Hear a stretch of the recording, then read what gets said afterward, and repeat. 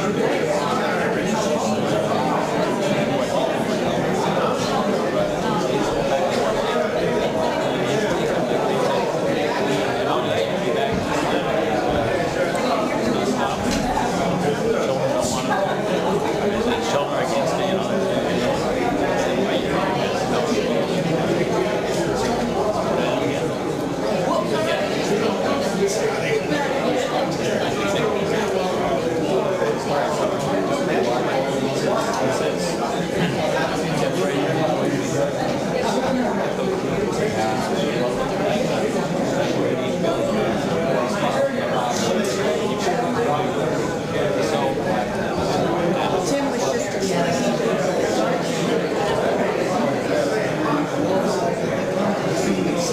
Oh, they got that in there?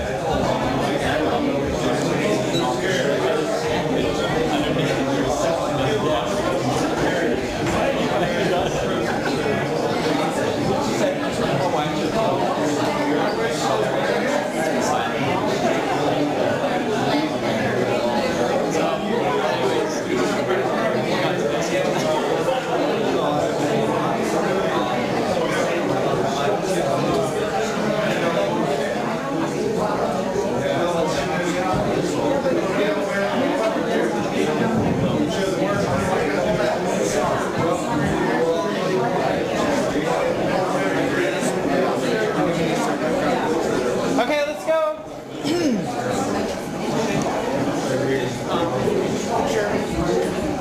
Are you doing this? Yes. Okay, put that. I already got it. Okay. I want you to show you this. He said, "Merry Christmas." That's something good. Oh yeah, yeah. That's What do you say? an Escobedo card. I'll share that with y'all. So I get pulled over, show him that, and And don't say a word. oh, you just hand him that? Yep. You want to use a demonstration? We might. Yeah, give Tim a Christmas present. I didn't know what it was. He said, "Go ask Tim." So you don't say nothing, huh? You just, Oh, You gave them to me, so if you would let me know, so I can mark you off. yeah. Please do. I know Carrie gave me some silver dollars, and there was 2 or 3 people, and I forget. Y'all have to overlook me. I don't have anything else to think about, so. If you gave Tim your silver dollar, come see Mara. And tell the truth now. Because there's only one missing silver dollar, and so if 3 of y'all raise your hand, I'm gonna look at you very suspect. I think I gave you about 10 of them, didn't I? Yeah, 10 is. I do not recall. Holly North. Okay. You let me know when we're ready, Boyd. Let's go.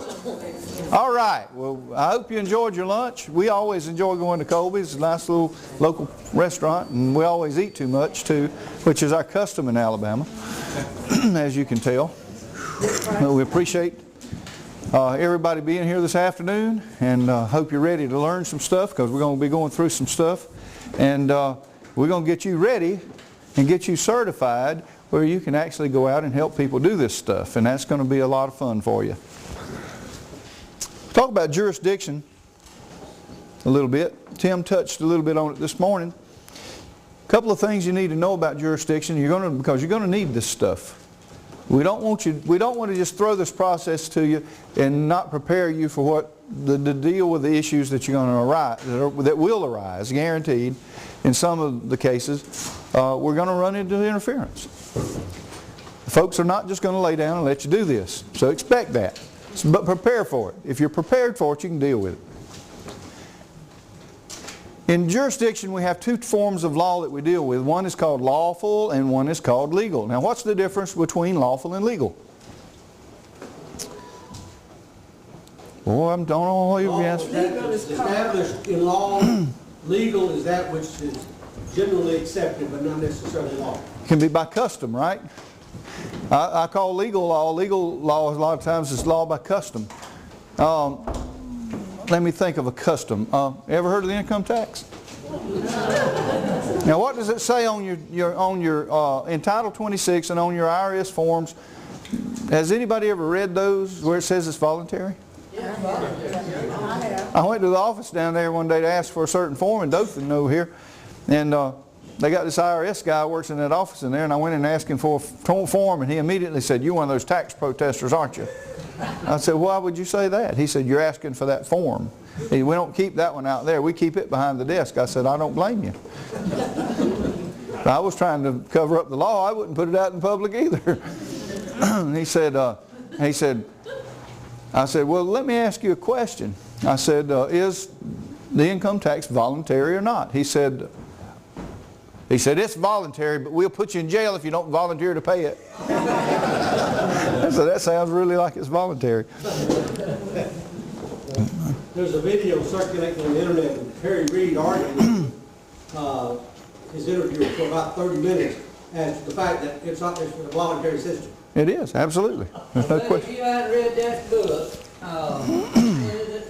Vultures and Eagles Clothing. Eagles Clothing, I'm reading that book now. You need to read that. Is that Ann Meredith's book? Mandatory. It's by Lynn Meredith. Lynn Meredith, yeah. Yeah, that's actually some good information. All that. But when we're dealing, back before the Civil War, we had what is called a lawful government. All law was legislated law. All law had to go through Congress and be voted on by Congress and be carried by a majority of Congress. That was called positive law. That means your representatives actually went to Congress and voted on it, debated on it, voted on it, passed it into law. That was called positive law. That is law. Today we have a system that was created in the 1860s and 70s that is called a legal system. And the legal system works just like this. Now, Harold, hold that bottle right there. Now, this is how the legal system works, and you need to get this in your mind because this is exactly how I deal with them, okay? Because I understand this. Now whose bottle of silver is that right now? It belongs to Harold. It belongs to Harold, right? Okay, no argument with that, okay? But what if I walk up to him and I say, I'm going to just take that bottle of silver, and he doesn't say anything? Then it's yours. He acquiesced. That's right, he acquiesced. And now it's my bottle of silver, right? But what if I go to take it and he knocks me down and says, I want to keep it? He gets to keep it, right? It's the same. Aren't you going to demonstrate that part? No, thank you. No, thank you. I'll let your imagination demonstrate for you. Harold doesn't have enough weight. The bottom line is you've got to understand that the legal system is not violating the law. They really don't. They don't abide by the law. They're not required to because you consented. Now, if Harold protested me taking that bottle of silver and then I just by force took it anyway, what would you call that? Theft. Theft. Right. Does that sound like something that might be going on in America today? Yes. Foreclosures? You're saying no, and the bank, you're telling the banks, bring forth your claim and we'll take care of the bill. And the banks are saying, we don't have to bring forth the claim. And the judge is agreeing with them. And the sheriff is working for them. And they're all conspiring together to operate in a legal system. The problem that they got with it is that we are saying no. That's when it becomes not only a civil action, but it becomes criminal. This is where we have them by around the neck.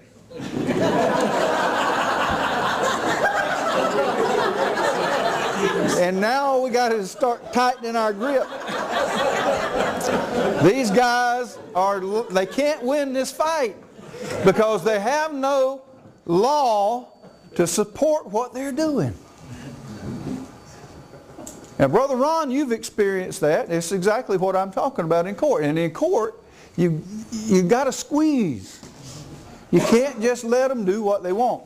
Now, it doesn't mean you got to get physical. It doesn't mean you got to get violent or do anything wrong. All you've got to do is take away the consent, because the legal system works simply and completely on your consent. And when you take your consent away, they are committing a crime if they continue. Every single time. Because the Declaration of Independence, one of our founding documents, what does it say about consent? They govern at the consent of the people. Now, in positive law, when the legislature goes to work and they go pass a law, we are bound to abide by those laws. But the corporation, the corporate government, doesn't pass law as a rule. What do they pass? Statutes, regulations. Your counties and cities pass ordinances, codes. What happened to the word law? They don't operate under law. They just don't operate under it. They operate under what is known as color of law, under the legal system, not the lawful system of positive law that's legislated. That's the reason they have regulatory agencies who pass policies and regulations. They never call it law because it's not law. It's not positive law. If it was positive law, we'd have to abide by it. But they don't pass positive law. They do color of law. And color of law requires your consent to be legal. Without it, it is absolutely unlawful and illegal. So when you're dealing with law, that's one thing, but when you're dealing with color of law, that's a totally different thing. Now, when you're dealing with color of law, there's a lot of interesting things about color of law, but there's one little principle in law that I always enjoy using, and that's a Tim Turner maxim of law, is that the big fish always eat the little fish. I told some of y'all about that at lunch. They always do. And right now is a beautiful time in America. There's a presidential election going on. There's other elections going on all over the place right now. And who did I name on my lawsuit? The big fish. Well, there's another little maxim in law. I didn't make this one up, but this has been around a lot longer than we have, even as a nation. It's called respondi superior. Respondi superior means let the master answer. It's an old admiralty term that's older than this country, but it applies to our laws. That means the head guy is responsible for what everybody under him does. So that means that President Obama is responsible for Andy Hughes over here in Dothan, Alabama, and Wally Olson over here in Dale County, Alabama, and all of these sheriffs in this area that are acting up. That means he's responsible because he's the master of the ship. He's the head of the corporation, and they all work underneath him as subcorporations. So he's as responsible for their actions as if he had done it himself in law. What do you think is going to happen with a $650 million federal lawsuit against the President of the United States for actions that some local sheriffs are doing? You catch it on? Yeah, hey, no, they won't ignore it. Oh, no. No, they won't ignore it. Not at all. You're going to be looking for some new sheriffs pretty soon. That's going to be his, and I'm going to let him do it. I'm going to let him do it. You know, President Obama, I appreciate you taking action. You know, you get rid of those sheriffs and I'll take care of dismissing this lawsuit, and they'll be gone within 24 hours. And guess who can fill their place? Isn't that wonderful? Would it be a matter of him making some type of political move within he will make a big political thing out of it, absolutely. He just can't come in and remove them, right? Well, yes, he can. Okay. He can pick up the phone and call the governor and say, I want them removed, and they'll be gone. As elected. That's how it works. Yes, absolutely. Anytime they violate the law, they can be removed by the governor of a state. Okay. And the de facto, they know how to get to the governor. I think they do. So we're playing the game. Political game is what we're doing, guys. Okay, but we're going to get the result we want. Now, it's not my intent to get any sheriffs harmed or dismissed. It's my intent to get people to comply with the law, but sometimes it's like training a mean dog. You ever had a mean dog? Sometimes you have to hit him in the head till he gets it. Now, I've had to do that in the past. I got one the other day, got after my cat, and I had to have a talk with it. But it's my neighbor's dog. And so I was nice, I talked kind of nice to it, but I got my point across. It didn't hurt the dog, but I grabbed him by the ears. I said, listen. And that's what we're doing to the sheriffs. We're just grabbing them by the ears and hold them and say, listen to what I got to say. You got to listen or you're going to end up in jeopardy. And I told the dog, I said, you catch my cat and you're going to be in trouble. Don't mess with the cat. And so I hope he got it anyway. He will next time. A question? Yes. Yeah, a question? How long do they have to respond? Well, I don't know. We've got it in court. We'll hear about a hearing, and then we'll go from there. I don't know. We'll see. We're just playing the game. Actually, my goal and my intent with the lawsuit was to stop foolishness that's going on in South Alabama, in this local area against our people, and bring national attention to the problem. And if President Obama is as smart as I think he is, he will take this and run with it. He'll make a national media thing out of it. And I'm going to let him. Doing the right thing. I'm going to help him. Okay? And this is the purpose of the lawsuit. It's not to sue $650 million. Don't care about that. It's to stop the behavior. In any county, and we're going to make this offer, I've already talked to the Supreme Court about doing a letter to the sheriffs in all of the counties and say any county that wants to agree with us, you'll just uphold the rights of the people and not harm people that are peaceful people. We're not asking you not to abide by the law or enforce the law, but if anybody, any one of our people does anything that's in violation of the law, the positive law of the land, we agree to support you arresting them and holding them until we come get them.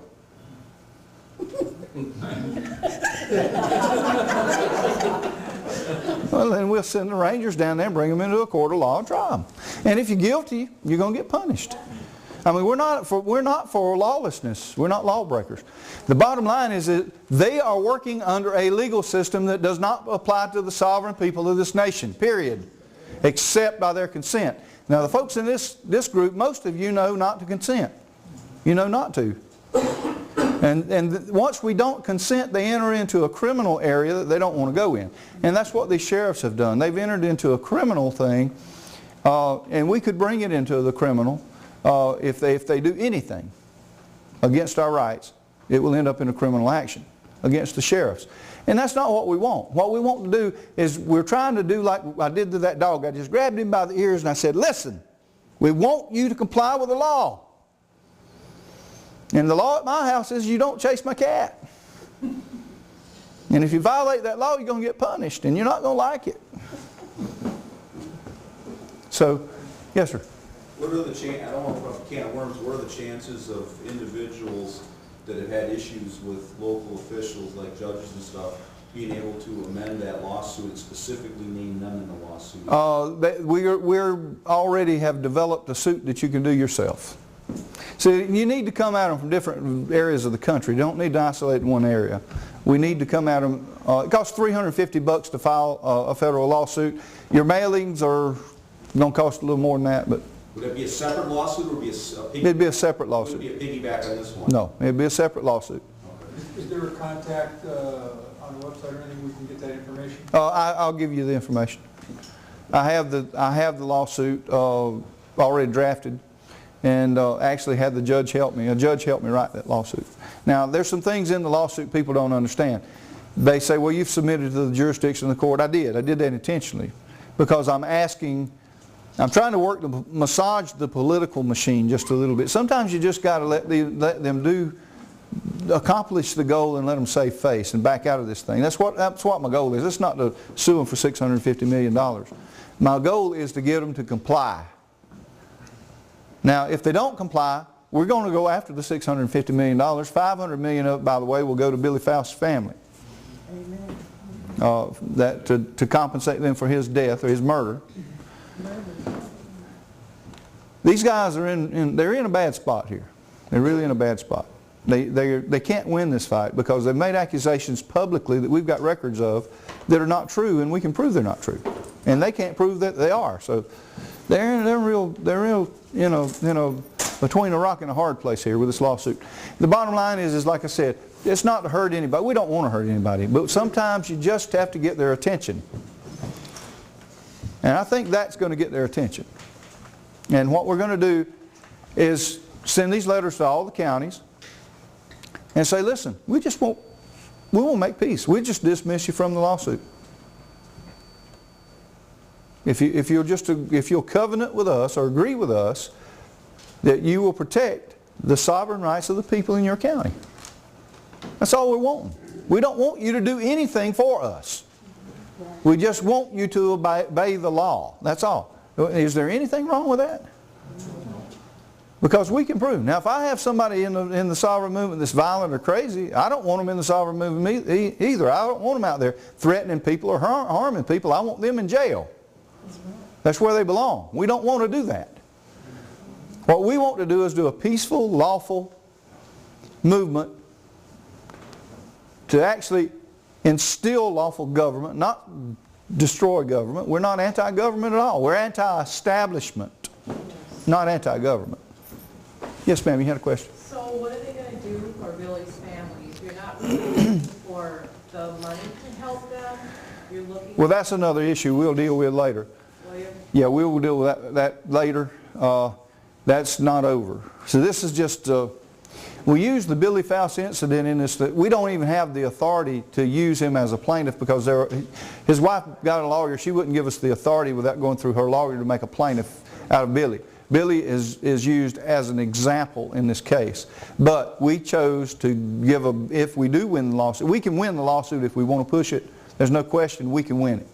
But the bottom line is that I would rather accomplish the goal that we're trying to accomplish here to gain some notoriety and respect for the sovereign people of America and put the sheriffs on notice. Just don't bother with us unless we're violating the real law, positive law. If we're violating positive law, throw us in jail. Nobody's going to say anything about it. But if we're not, you need to leave us alone. You can't put us in jail. You can't harass us for color of law violations. It's not lawful. And that's the point we're trying to make here. And if they'll agree to do that, the lawsuit will go away. It'd be nice to have for all of you to have a letter from the President or maybe the Supreme Court saying, don't bother this person with your color of law foolishness. That'd be nice. If you carried that in your car, I bet you wouldn't have too many problems. Can I get one of those before I leave? Well, I'll get, I'll find somebody that'll sign it for you. Something all of you need. Has anybody got this Escobedo card on their email they can send to everybody? I got a volunteer that'll do that. Can you do it, Bruce? Okay. This is called an Escobedo card. Escobedo was I have the one that has the Republic logo on it also. Okay, all right. Yeah, the one that comes on a business card size. Yeah. Right. Yeah, I've got one of those too. Jim made that. Yes. That's good. You can just print it on business card stock. This is called an Escobedo card. What you do is you carry this with you everywhere you go. Put it in your pocket. When you get stopped by law enforcement, you pull out your Escobedo card and you just give it to him, show it to him. Let him read it. Yes, sir. If you will write down my email address, send me a note, and put in the subject line Escobedo card, then I will email you a copy of it. My email is Bruce Oliver, one word, lowercase, @yahoo.com. Easy to remember. Bruce Oliver at yahoo.com. This is an example of law. Okay, Escobedo was a case where a man was stopped by the police and he didn't even have an ID. He actually had an identification that had a blank, didn't even have a picture on it. The cops arrested him, threw him in jail. He had to bond out. They got nasty with him and everything. And so he took the case on and went, I don't remember if it went to the Supreme Court or not, but it went up to one of the higher courts. And they found that there was no law that required him to have a photo ID. Never was. He had an ID, but it didn't have his picture on it. Well, he chose not to talk to the cops, and so they roughed him up a little bit and threw him in jail. Well, the man won $5 million in a lawsuit against him because they didn't have the authority. The ruling of the judge is that when the arrest started at the time, or the investigation started at the moment of the stop, and he was not required to say one word. There's been several instances of people using this card, and the cops just arrested them, threw them in jail, and kept them for a day or so, and then kicked them out, and they won $5 million. So that's something for point of interest. Yeah, you're going to win a cash award if they do that. You don't have to say a word to an officer. Because anything the Fifth Amendment says, you don't have to testify against yourself. And they say in their Miranda rights, anything you say can and will be used against you in a court of law. Okay, so you don't have to speak. You just have to show them. And basically what it says, I'll read it to you. It says, and it's got the case, Jensen versus Quarry, 472 U.S. 478, 1985 is when the case was done.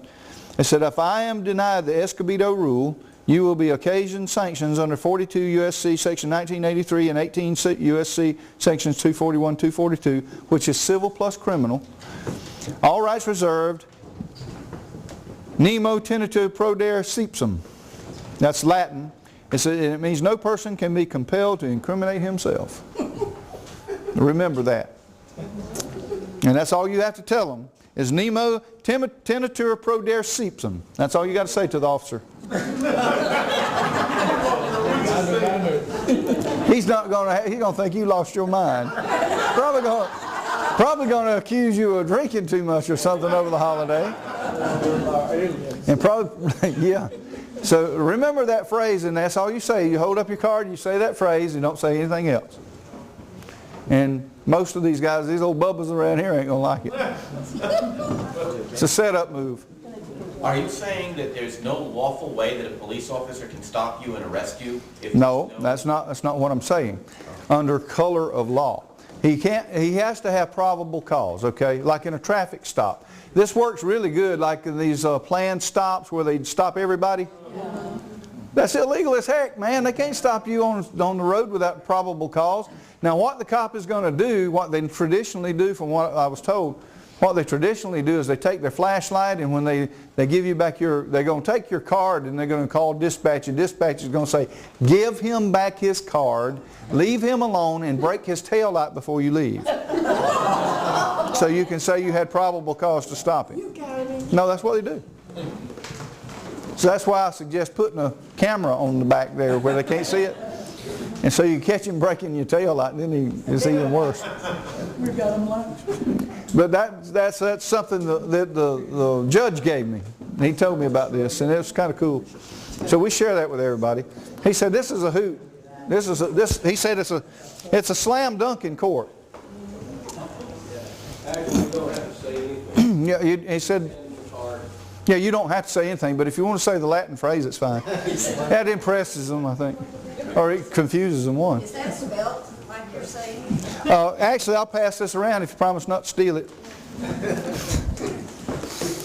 If they do it, I'll email you one. All right. One thing that people should know, if by chance they end up with a broken tail light in a situation like that, they should subpoena the recording of the police radio traffic for that time period, so they can also get. Yeah, well, and that can work sometimes, but I can tell you most of that stuff never gets. They have these amazing little glitches, and when they go to record that stuff and keep it, it's amazing how they do that. Yeah, I had in Seattle, Washington, we went to, it's amazing how that kind of stuff just happens to occur. I went out there and paid for a seminar, $3,800 bill, hotel bill for the room and our personal rooms, in cash. Well, when they punched in the bill, we used a debit card to hold the room, to reserve everything, and when the clerk typed it in, they put it on. We had used the debit card instead of giving them cash. They set us up. But we didn't catch it. So we left, and 3 days later we got the bill, and they had billed the $3,800 to the card too, taking it out of our bank account. Well, so we called them up. We said, well, it's just a glitch. Went back, had a friend that lives in Seattle go out there and talk to the manager. The manager said, they didn't pay us any cash. And she's the one we gave it to. So we said, well, we can fix that. So we called the bank, and the bank said, well, we'll investigate. They all have video cameras. And you know, it's just all of us, it's very interesting that you could see us on that video. You walk up to the desk, and then all of a sudden it went snowy for just for a minute or two or so. And then all of a sudden it was fine again. It just snowed. It's a video glitch. They turned it off during that time or something, or whatever they did, but they made sure they blacked out that period of time to keep from being sued. Courts do it the same way, and law enforcement officers do it too. They go through those recordings and delete what incriminates them. They do that. I've seen them do it. I've actually had them come and bring me reports to sign that was completely different than the incident, and I refused. Every time I refused to sign them. Colonel used to love it. He used to say, I want you to sign this. I said, I'll be happy to, sir. I just need you to give me a memo that states that you want me to sign an unlawful report that doesn't reflect the facts in the case. I said, I'll be happy to sign it. I'm not going to do that. I said, no, I'm not going to sign that document either until you send it to me in writing. Because in the state of Florida, you don't have to abide by an unlawful order unless you get it in writing, and then the monkey is on the other person's back. And so he never would give me a written order for some reason. Anyway, we were talking about lawful versus legal, governmental versus judicial. I'm going to go through this quickly. What we have today is the judicial part of the government is trying to make law. They're trying to become legislators. They don't have that authority. They have never had that authority. They probably never will have that authority. The legislature makes the law, and the judges are trying to make law from the bench. The government does have the authority to make law according to the will of the people. But they don't have lawful authority on the bench to make law. And judges just like to do that. Sovereignty and jurisdiction. The sovereign people they're in charge.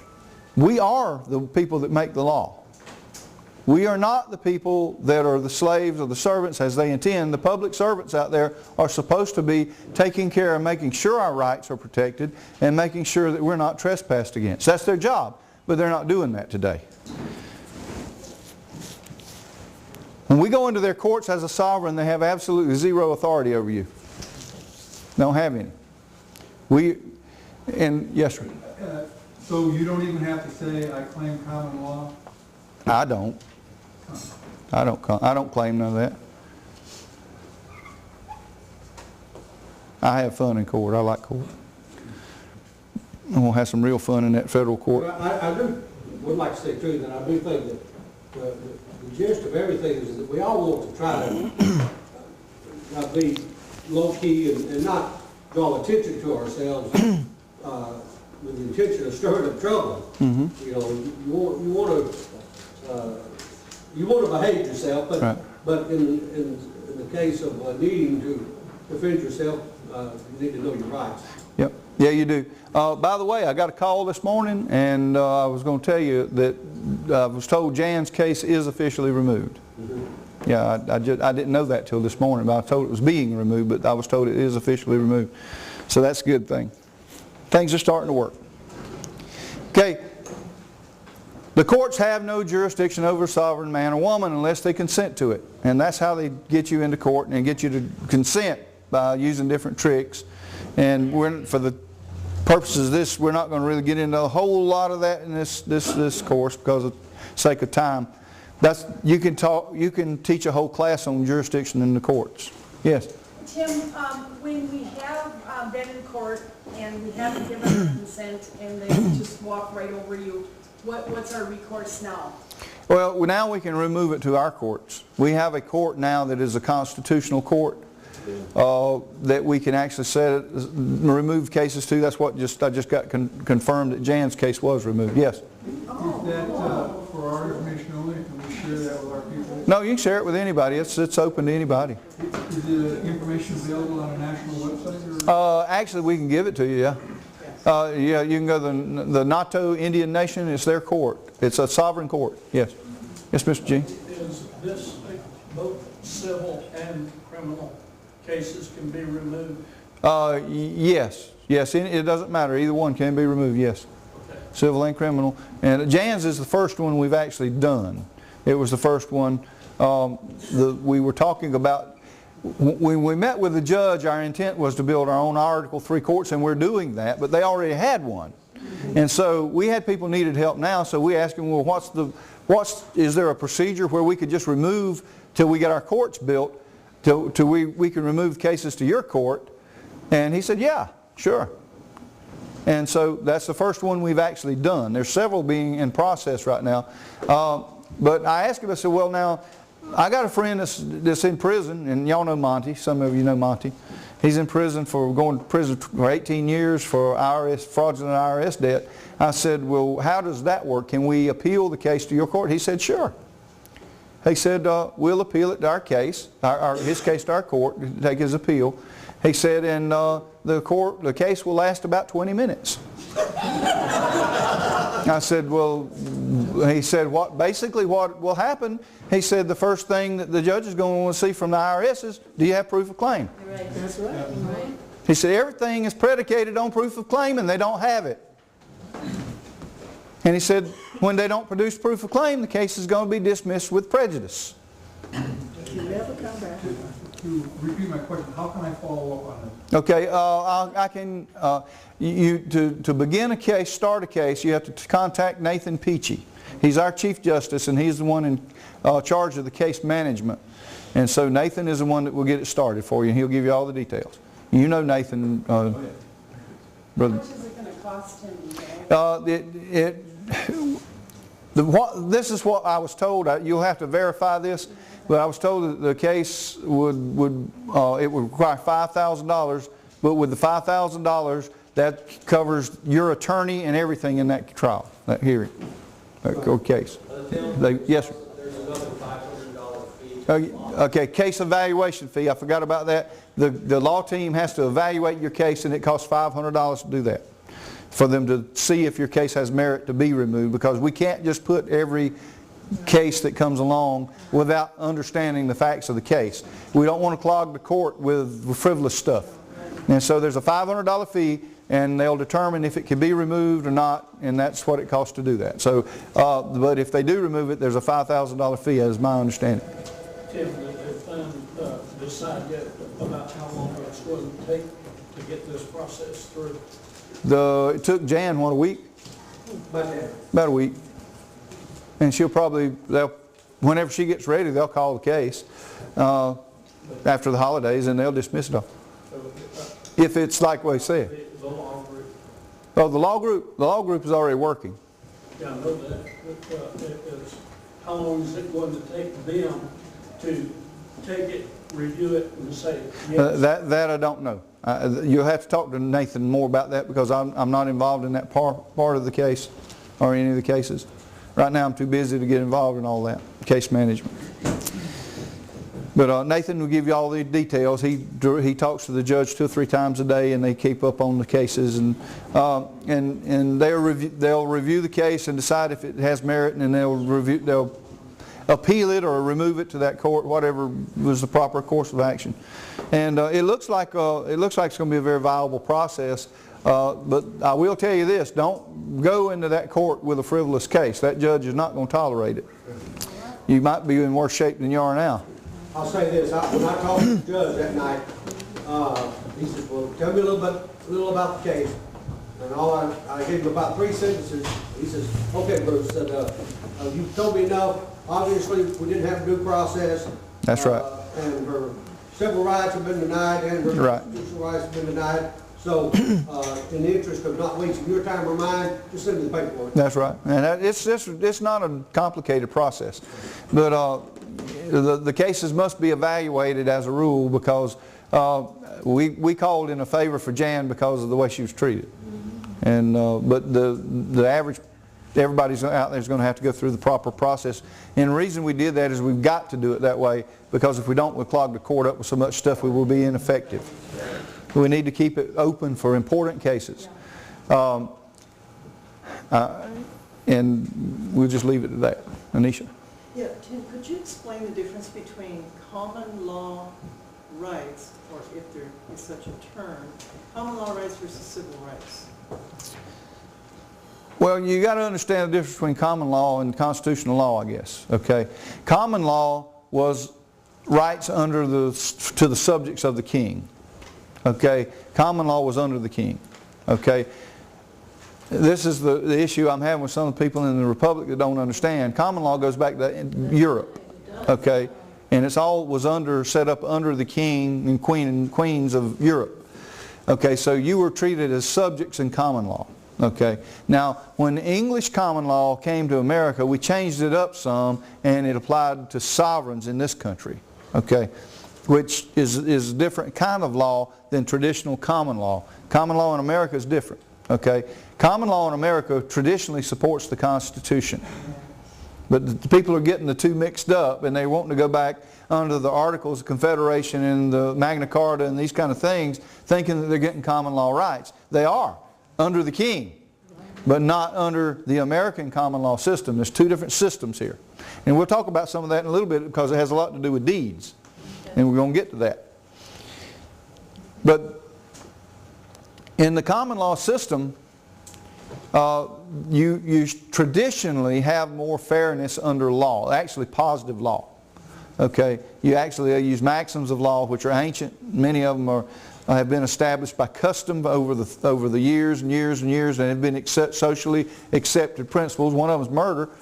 A lot of the common law principles actually abide by the 10 Commandments, or the guidance for a lot of the common law principles. But some of them predate the 10 Commandments. You know, everybody knows that it's not good to murder somebody. I mean, everybody knows it's not good to steal something that doesn't belong to you. It's just basic principles of law that have been immortalized throughout the ages.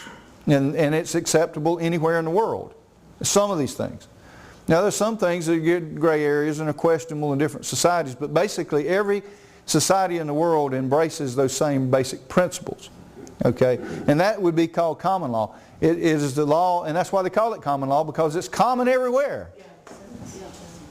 And it's the law that's commonly used in every society across the world. And that's why they gave it the name common law. Now, civil rights are a little different.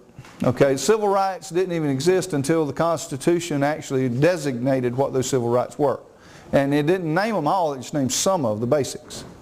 It never intended to name them all. It just gave us a list of some that were guaranteed to be protected by the American government constitutional system. The Republican Constitution, or Republic Constitution, protected those in the Bill of Rights. In fact, the Founding Fathers, when they first came together in 1789, or 1787 was the first time, and then again in 1789, they wouldn't approve the Constitution. Because it did not, all it did was it controlled big government, but it did not protect the rights of the individual. And so after they finally added the 10 amendments to the Bill of Rights, it became, it actually was passed by and ratified by all the states because they wanted the individual protected. So that's how important what we're doing here is. Our Founding Fathers took years to draft documents and get documents approved that upheld the individual rights of the people. It's just like you and I don't agree on every social issue. We might disagree on a number of things. I mean, you like different colors and different kind of clothes and different kind of cars and different kind of houses, and we don't agree on our religious philosophies 100%. I mean, we have all kind of various things. But we can all come together in common and work for the same goal without having to kill each other. Yes. Yes. We get along. There are many of you here probably that don't believe the same. Well, I doubt anybody in here believes the same I do. I'm weird. But anyway, but I still work with you and try to get along with you, and even though we might disagree on some things. And I care very much about people even though they have difference of opinion. I don't really care about that. That's not what I look for. What I look for is a person that stands for what they believe. And you've got the right to believe wrong.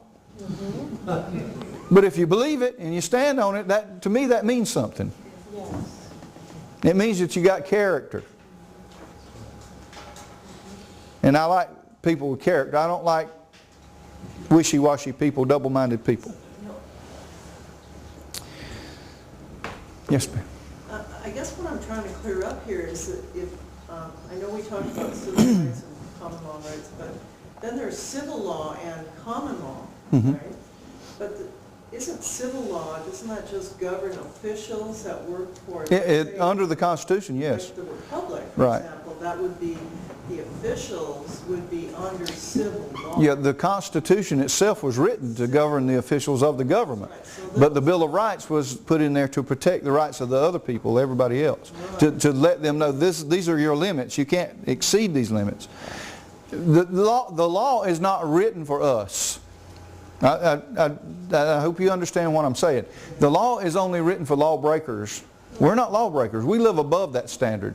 That is what, have you ever heard, I used to be a fire inspector, and they used to say you got to have minimum standards, minimum standards, minimum standards. We're so far above the minimum standards it's not even funny. The law has no force and effect on us because we don't violate it. We live far above that. So it has no effect on us.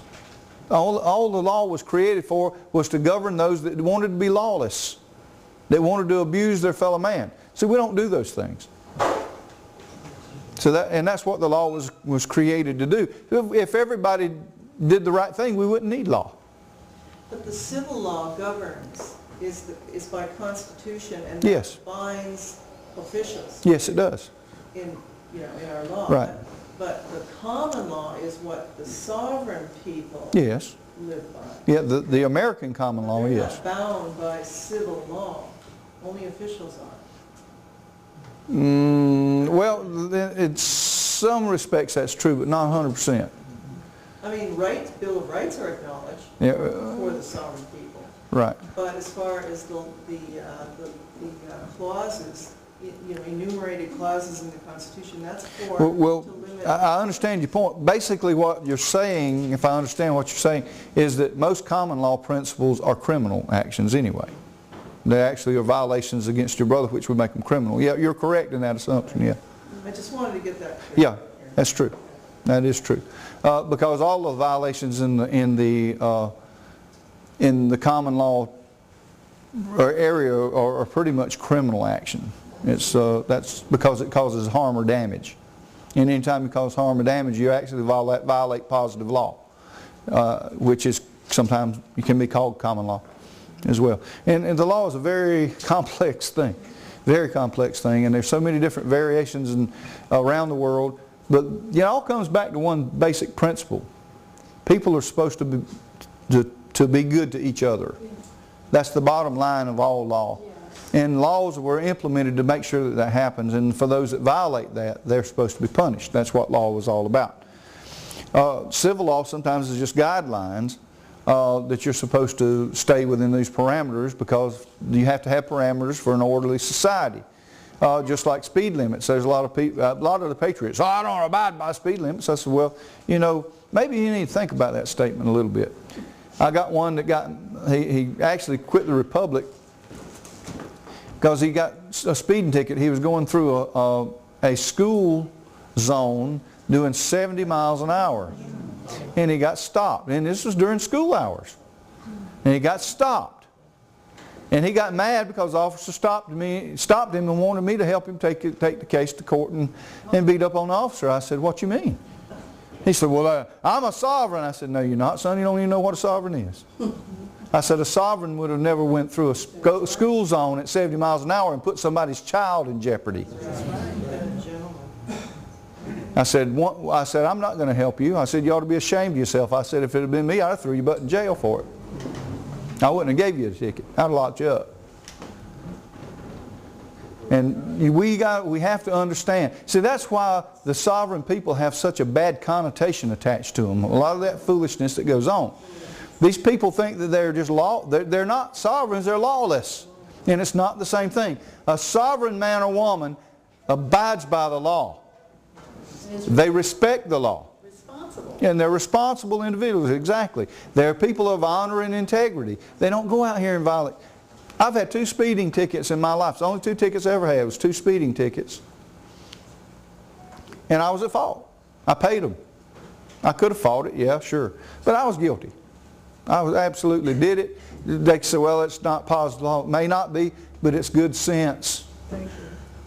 It's good sense. You have to have rules and regulations for an orderly society. We are not lawless people. Contrary to popular opinion around Alabama, they think we're all a bunch of thugs and just hate the law and don't abide by the law and don't pay taxes. Well, I wish they'd come up there and video me filling my tank every time. I guarantee you I pay a lot of taxes.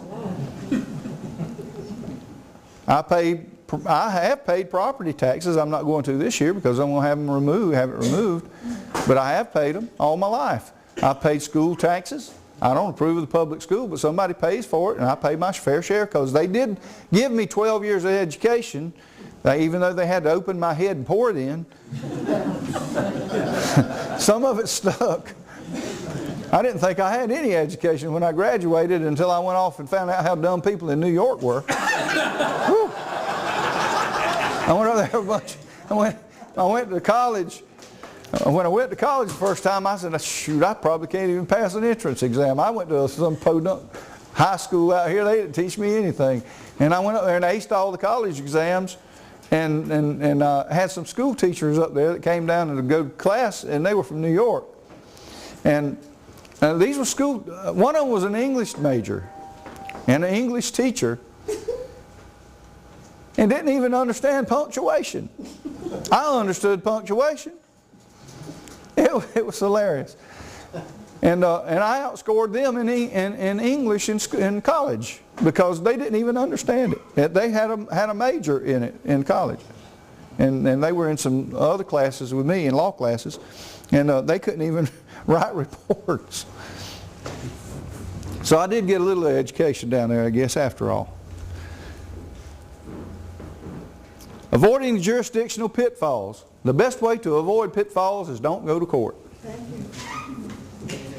Now, does that mean that if you get summoned to court you don't show up? I don't recommend that either. You will go to jail. And they won't give you a get out of jail free card either. You will have to pay to get out. There are many ways to avoid the pitfalls, the jurisdictional pitfalls, but the primary thing is stay out of trouble. Don't create trouble for yourself. Keep a low profile. I tell people, you know, you don't even know I'm around usually. I mind my own business. I slip in and out of places. I talk to people, but I don't go overboard talking to people, and I'm in a strange place. You know, some people claim I'm a snob. One girl told me off because she said I was a snob. I hadn't figured that one out yet, and she's from Tennessee.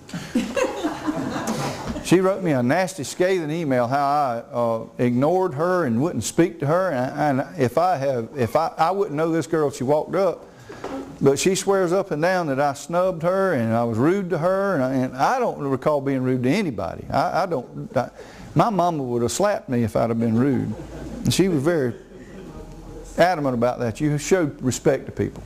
And I try to do that. I don't think have I been rude to any of y'all? Tennessee girls just crave attention. I guess that's what it is. No, Yeah. That's the ones that are still in the de facto. Yeah, well, but she chewed me out pretty bad, and I wrote her a nice apology, and she chewed me out the second time. I said, I honestly don't remember the incident, and if I did offend you, I'm sorry. I apologize. You know, I've never intentionally done that, And then she got me again. Open up the door and there, what you get? I got it. Anyway, stay out of court if you can. Best way to avoid any pitfalls. If you have to go to court, use a little sense. Don't run in there and start arguing with the judge. Got a boy in jail a year and 3 months in the Republic right now, or got a year and 1 month. One of our people in the Republic, just a couple of weeks ago, because he went in there and did just exactly what he shouldn't have done. Went in and started arguing with the judge. You argue with the judge, I'm going to tell you, they got sharp fangs and claws. And they will bite. And it will hurt. And if you don't watch out, they will get you and they will put you in their environment and they will keep you there for a while. And he's going to be there for a while because he put himself into a position, I'm not sure we can even help him. We are looking at it, but I don't know that we can help him. I think he's into he backed himself into a corner. He can't even appeal it by his agreements. He didn't know what he was doing. We cannot go and argue in their courts. Right. You go in there, you make your statements. I don't argue with them. I just make statements. I make notices and demands on them. I don't even argue with them about it. I'm usually nice. Every now and then I get a little sideways with the judge, but they get sideways back sometimes. But I generally don't. I'm very polite in court. I don't go down there to aggravate people as a rule. Well, I have a couple of times, but I had a couple of judges that I like to ruffle their feathers, but they were wicked people. But I knew how far to go too. I've had lots of instances in court. I had one judge, I guess I got time I can tell you a story. I had one judge, he kept telling me in court, this guy was, actually he retired 2 years early, by the way. I put a federal lawsuit against him and he decided he had enough. The federal court decided, the federal magistrates and the federal chief justice decided that he had enough too. And they encouraged him very strongly to retire early. And I agreed to let him retire early and withdraw my suit from the federal district courts. And somehow he decided to do that. But anyway, he was a tyrant, total tyrant. And he kept telling me, he said, I'm God in this court. Now, because I'd mentioned God, and he would correct me and say, I am God in this court. And I used to traditionally say, no, you're not. But one day you're going to meet him and it's not going to be a good day for you. And of course, he didn't like me very much. He warned me a few times that I'd go to jail for contempt of court. And I used to keep my toothbrush in my shirt pocket. If you say one more thing, young man, I'm going to throw you in jail for contempt of court. And I'd just reach and grab my toothbrush and...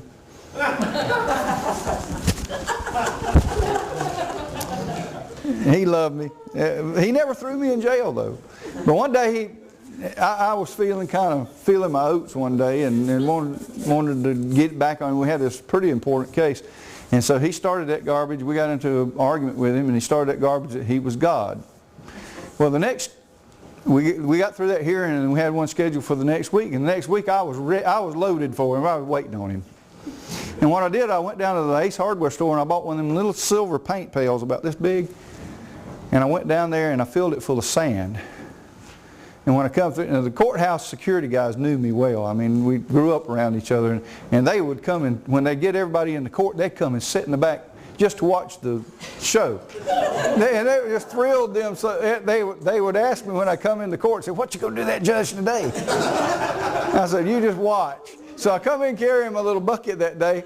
And that guy said, what in the world? He said, you going to put us on a show today? I said, come on in and watch. You're going to have fun today. So I took my little bucket of dirt and I set it, they called the case. I went up there and set it on the defendant's table. Walked up there with the guy I was helping. And of course the judge, I knew he couldn't resist. He had to ask what that bucket of dirt was. I knew he couldn't. So I just looked at him and said, it's a bucket of dirt. He said, Mr. Turner, why would you bring a bucket of dirt to court? I said, well, Judge, I said, it's real simple. I said, you have been telling me repeatedly over the last year or so that you are God. I said, I want you to prove it. I said, the Bible says that God took the dust of the ground and made a man. I said, here you go. I said, take it. Make me a man that can live and breathe and talk and walk. And I said, and I'll believe that you are God. I said, or you can create a world. Just a small one to do.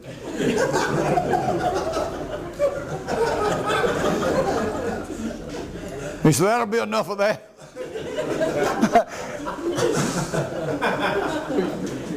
But he didn't tell me after that. I went to court with him several months later after that, several times, and he never told me he was God anymore. So I got my point across at least. And I won the case, by the way, too. But I had a lot of fun with these guys, I'm telling you. So, but be careful in court because you can get in trouble. The judge tickled me. He's got his own little thing he does. He brings a bottle of air freshener with him to court. And when the opposing attorney gets a little too close and starts getting a little excited, he sprays him with air freshener and asks the judge to please ask him to stop passing gas in the courtroom.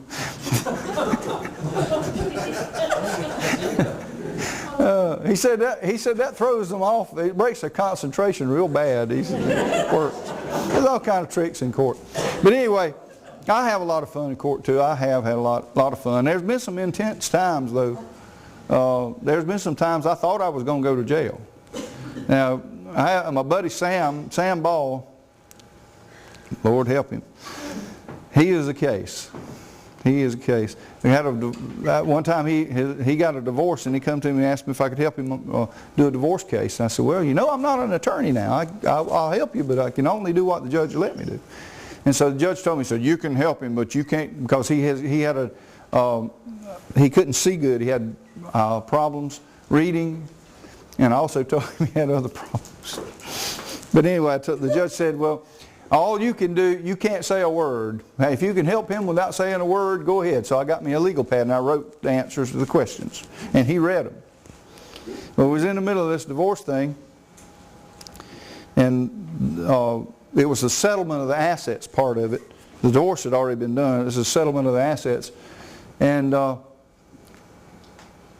his wife accused him of abuse so she could get a free attorney.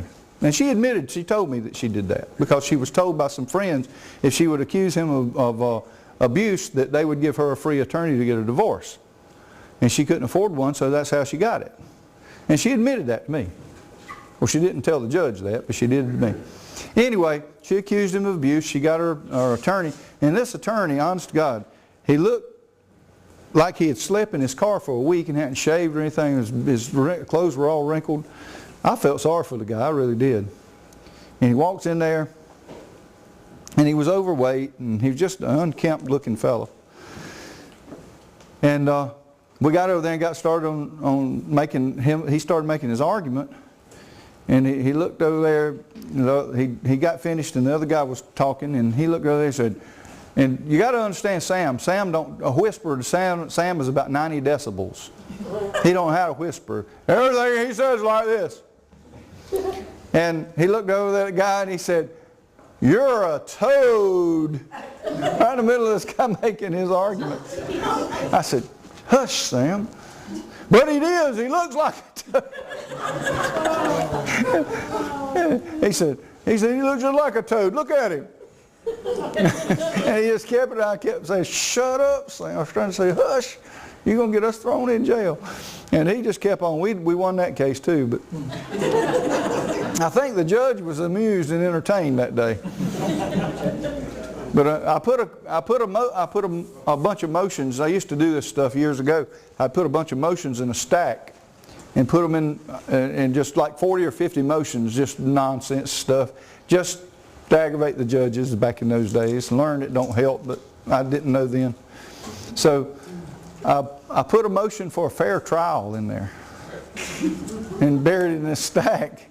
So this judge had got wise to me, and he got my stack of motions. He said, Mr. Turner, he said, I'm going to read every word of this.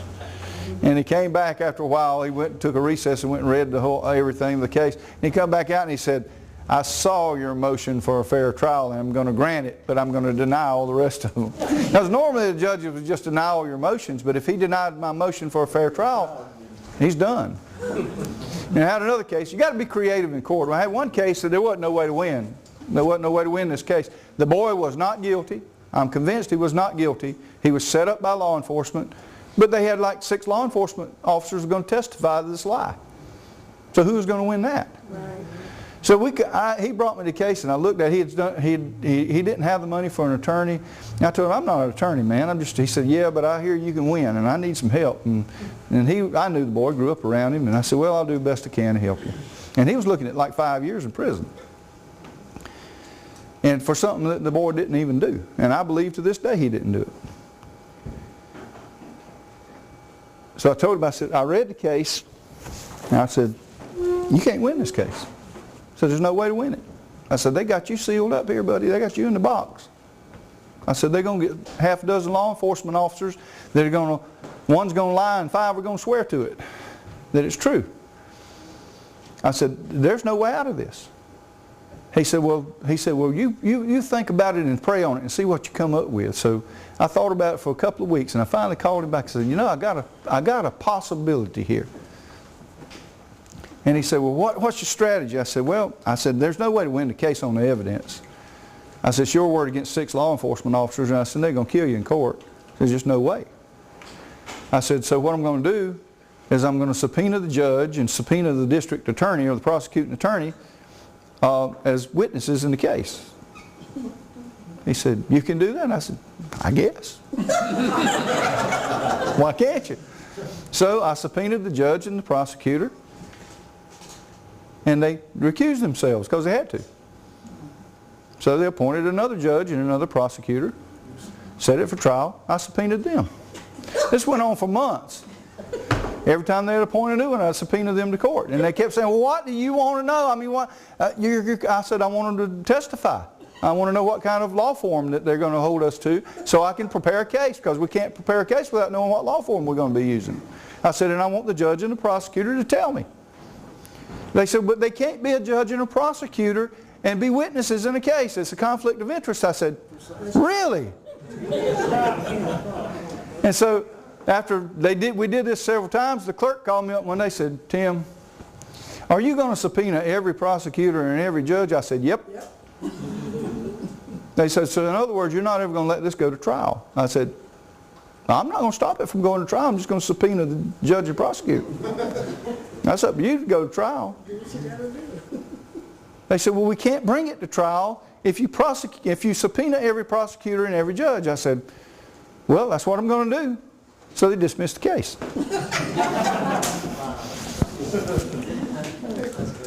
You got to be creative. We win. I mean, you got to use their own laws and rules against them, but you got to know the rules. So you got to understand. Color of law, so you use color of defense. That's right. Absolutely. You got to understand how to play the game if you're going to go to court. Now, these are just little things that we've done. We've had a lot of fun with it.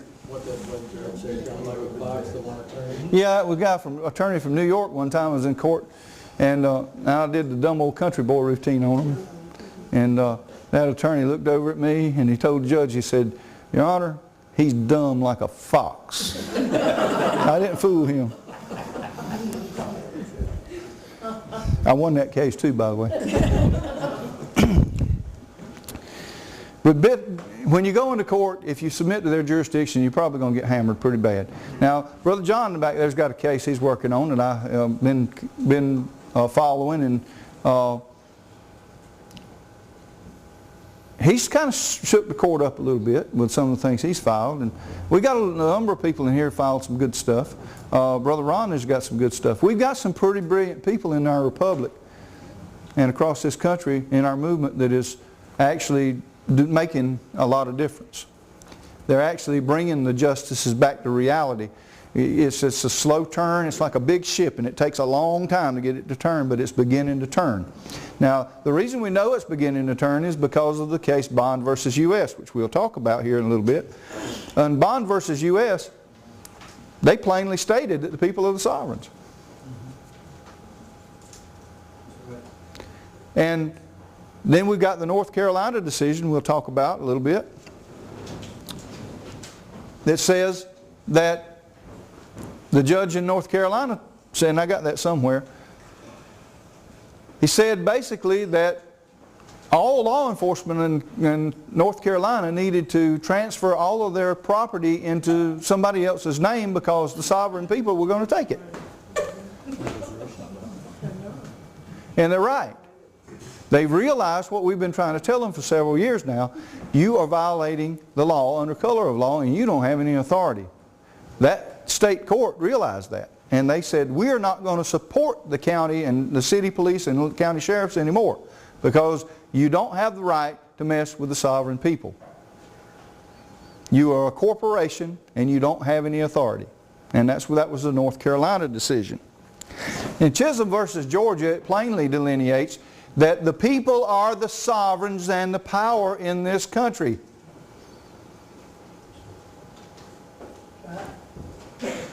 We have the right to demand the law. And that's all we're doing. We're demanding the law. We're not volunteering anymore. And it's putting these courts in jeopardy. I read a report here just a few months ago that in the last couple of years, 18 federal courts have closed because of revenue problems. I wonder why. The folks are beginning to understand.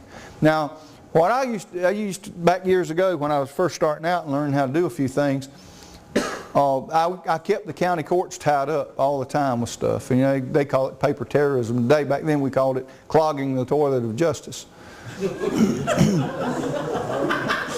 That's what we called it. That was what we referred to it as. And what we would do is we would just on a $200 or $300 traffic fine or whatever, we would cost the court $10,000 or $15,000, $20,000 to try to collect it. We just keep filing motions and continuances and arguments and these things will just go on. Well, every time they have court, it costs them money, folks. Right. They have to bring in these people and they have to pay lots of folks to do lots of work to bring a case. And so we would just keep filing stuff and keeping them going, and we had a regular network going there. And we actually shut the courts in Florida down for a whole day. All across the state, shut them down for a whole day. That got into their revenue stream. And they had a meeting in Tallahassee. All the clerks had to go, and all the justices had to go to that meeting in Tallahassee, Florida. I found out about this after the fact because a friend of mine is a clerk in Florida, and she called me in the next day. She said, will you come down and talk to me? I said, yep. She said, what in the world is your group doing to the courts? I said, well, we're just having a little fun. I said, we're standing up for the law. That's all we're doing. She said, and she looked at me, she said, well, keep it up. It's working. I said, well, why did you say that? She said, well, yesterday they called all of us into a meeting from all those states. She said, did you know that the courthouses, every courthouse in Florida was closed yesterday on a regular business day? I said, really? I said, she said, yeah, and it was about your group. They were trying to figure out what to do with y'all. I said, well, what did they decide? She said, they decided that it's easier to just leave y'all alone. And so they put out a BOLO on all the law enforcement officers. Do not stop these people. Don't bother these people. They're not hurting anybody anyway. It was just little petty stuff. We had law enforcement officers just harassing us. It was just harassment. Well, after that, some of our guys would try to get a ticket and couldn't. They said, I'm going to speed 60 miles an hour through the middle of town just to see if they'll stop me. And they didn't. They wouldn't stop. I drove a log truck and trailer 2.5 years up and down the main highway up in the Panhandle and never got stopped. Didn't even have a tag on it. And we were trying to get stopped and couldn't. They just left us alone. And that's when I realized something.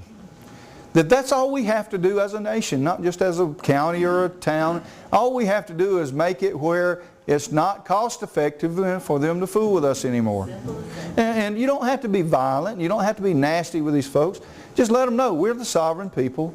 And you know, you're operating under a color of law. It has no effect on our lives. We're not going to go out here and bother anybody anyway, so why are you messing with us? Why are you entering into our world?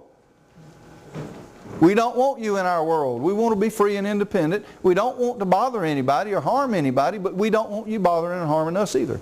Yes? That's called God's grace and His sense of humor. Yeah, He has too. He has a sense of humor. But the bottom line is that as a nation, you can do the same thing we did on a local level.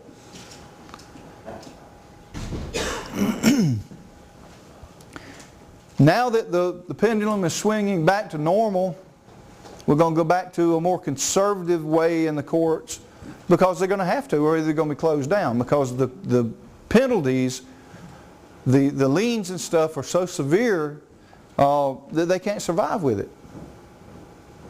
They just can't do it. And now that we've got a court being established, guess what else we have? We have a judge that has already agreed to review our liens, and if our liens are good, he's going to sign off on them. All right. Now what is that going to do? Open the floodgates. Absolutely. That's going to break some folks bad. Yeah, because Houston, or the Middle District Bankruptcy Court, owes me and Jack $30 billion bucks or plus. I got one already done on, in Jack's case, on everybody that had anything to do with it, including the judge. Mm-hmm. And of course, it's got the figures like we figured back then. Oh, yeah. Tremendous. Oh, that's enough to make somebody, I just haven't put the liens on them yet, because I knew if I put the liens on them, they'd kill him. yeah. And they would have. Well, you can always do that. So that's the beauty of a maritime lien. It's good for 50 to 100 years, whatever you... Now, you can renew it in 50 if you want to. Well, I won't answer the Okay. I don't mind answering it. We did the process in Michigan, Mhm. tried to do the maritime liens, Mhm. they refused to file. Don't make any We difference. went from court to court to Don't matter. If you still got them, we they're still valid. counter to counter. Yeah, maritime liens don't even have to be filed to be valid. Wow, we got Yeah, so that's why I use maritime liens. Most powerful lien on the planet. It goes to first place. First in time, first in We line. filed, and they took them, some documents we took to file, they took our money. Mm-hmm. Then they send them all back to us, took a lot of money from us, then send them back and send them back and file. We got all this. Right. Yeah, I know. I got some friends in California. They paid $500 to file a freedom document, so they kept their money and sent the documents back and never filed them. Won't do it. Okay. May I contribute something? Sure. A maritime lien or admiralty lien is also called a secret lien. Hello. It doesn't have to be filed. You don't have to give anyone notice of it except the people that you are doing maritime liens with. We have the Credit River decision. Is a court case that I don't even know how to find it anymore. It's kind of disappeared. A bank professional testified that the foreclosure stuff was illegal, and that they didn't really have proof of claim. Yes, sir. Is that in Minnesota? I think it was. Yeah. You can't even find a case in it. You can't get a copy of it anymore. Well, good. Keep it. Yes. You can find it. I found it right in the Minnesota court system. Okay. Good. And I don't know all the details of it, but I know that a bank professional put the monkey on their back. Yeah. And that was a case that a lot of people have used in foreclosure cases, even still today. But I was told you couldn't find a copy, but I hadn't looked. But if you can get a copy, you can keep it. I have a lien on my house from a different state because they said that I owe them taxes. Is it possible to put a lien on my own house and get it Yes. ahead of their lien? Yes. Yes, you can do a maritime lien, and your lien will be higher than their lien. Do I know how to do that before I leave? Well, I don't teach that in this particular class, but I can show you some stuff, give you some stuff before you leave. Sounds like a date. Now wait a minute, you're not my type. Now, this is Alabama, you got to be careful.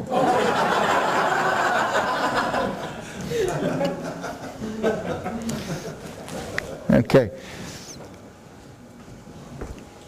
Jurisdiction is standing.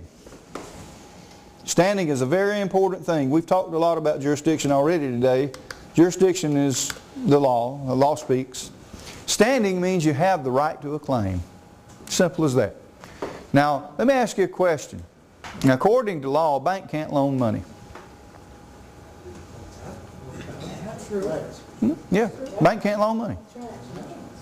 But yet, they told you they did, didn't they? Yes. And they're expecting you to pay it back. Well, have they ever been able to prove that they loaned you money? No. Nope, never proved that ever. So if they didn't loan you money, where did the money come from? It came from the church. It came from your signature. It was created when you sign that document because you are a primary or a priority stockholder for the corporation that you don't know about on that account. Just to prove too that the attorneys and the bankers know that, and the judges know this, in one of my court cases, when I had the banker on the stand, anytime I brought up the fact that he didn't loan any money, the district attorney would object. Of course. And the judge would sustain it. And when I brought up the Credit River decision, you should see the DA squirm on that one. Oh, yeah. You know, just, they won't even let it on the record. Right, right. Well, that's not going to keep them from doing it, though. We got some twists and we got some little things yet that we can do. I recently applied for a refi on a piece of land, Alton, and just to get the latest mortgage application. And within the first line or so, it actually tells you what's going on. It was worded, Yeah, absolutely. you, lender, as of today, are known as the bank. That's right. So they take you as the person creating the money, flip you over as the bank, and then go on with the idea Right. that you gotta pay. That's how they do it. They do a role reversal, exactly how they do it. But it's still not legal. Well, it's not lawful. And it's only legal as long as you consent to it. When you stop the consent, it becomes unlawful. It becomes illegal as well. Okay, appearances in court. Now, let me go back. Standing is very, very important. If you don't have standing, that means you cannot move the court. And what that means is that you can't file an action. You don't have the authority to file it if you don't have standing. So you can't move the court. That means the court can't do anything for you. So it's real important to understand how these foreclosures and all, how do they come together with standing and move the court, because they don't have any. And so you've got to attack it at that level. Appearances, we never appear generally in court. We appear only by special appearance. That means I'm not appearing under your jurisdiction, I'm bringing mine with me. And my jurisdiction is always admiralty, because I like admiralty, I understand admiralty, and admiralty is powerful. Very powerful law. And they say, well, that's law of the sea. Well, that's true, but they brought it on land in 1961. And it says right in the United States Code, Title 28, that they brought admiralty on land. And so it applies. You ever wonder why we had a yellow fringe flag in the court? What kind of flag is that? It's an admiralty flag. It's because that's the jurisdiction of the courts. Admiralty jurisdiction was given to all of the federal district courts, and that's why I like federal district courts. Now, admiralty law abides closer to common law. In fact, it's very close to common law principles. So admiralty is positive law. Now, what kind of law do we like to operate in? Positive law. Absolutely. It is positive law. It is not rules, regulations, statutes, and ordinances. It is positive law. And that law is the superior law, and it trumps all the other law. Positive law is the law because it's God's law, the Creator's law, and it trumps all other law.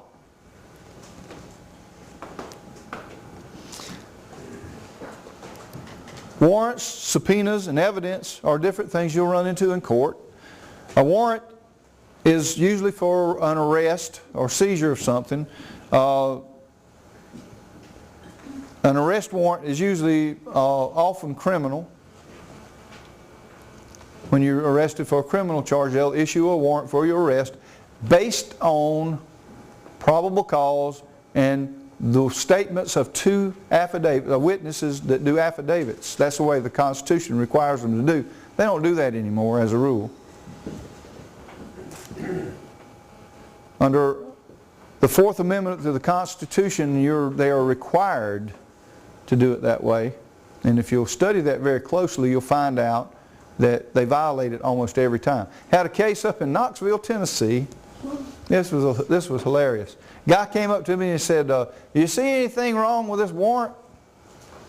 I said, well, I don't know. I looked at it and said, I bet if I looked at it close, I could find a lot of things wrong with it. And I said, but right now I don't have time. He said, well, you want me to point one of them out to you? I said, yeah. He said, you see that signature right there, that judge? I said, yeah. They said, he's been dead for 20 years.